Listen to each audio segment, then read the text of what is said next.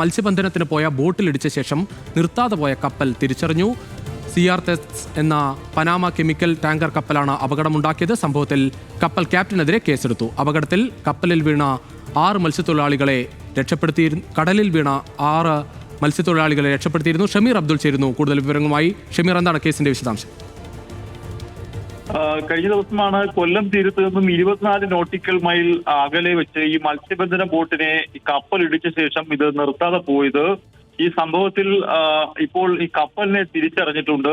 CRS എന്ന Panama chemical tanker കപ്പലാണ് ഇത്തരത്തിൽ നീണ്ടകര സ്വദേശിയുടെ ഉടമസ്ഥയുള്ള സിസ്നിയ എന്ന ബോട്ടിൽ ഇടിച്ചത്. ബോട്ടിന്റെ പിൻഭാഗം 1.5 മീറ്ററോളം നീളത്തിൽ പൂർണ്ണമായും തകർന്നിട്ടുണ്ട്. 6 തൊഴിലാളികൾ കപ്പലിന്റെ മുകൾ ഭാഗത്തുണ്ടായിരുന്നു. ഇവർ മത്സ്യം തരംതിരിക്കുന്നതിനിടയിലാണ് ഇത്തരത്തിൽ ഈ കപ്പൽ ശക്തമായി ഈ ബോട്ടിൽ ഇടിച്ചത്.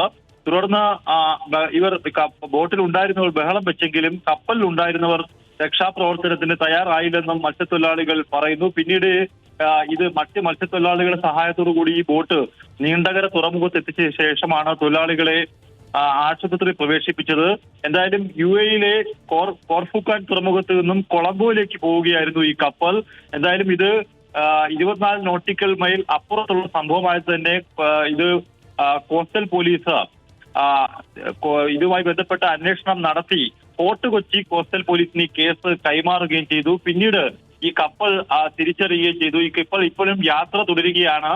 ഈ കപ്പലിനെ ഇപ്പോൾ തിരിച്ചു വിളിപ്പിക്കാനുള്ള ശ്രമം കോസ്റ്റൽ പോലീസ് നടത്തുകയാണ്. രുജീഷ്.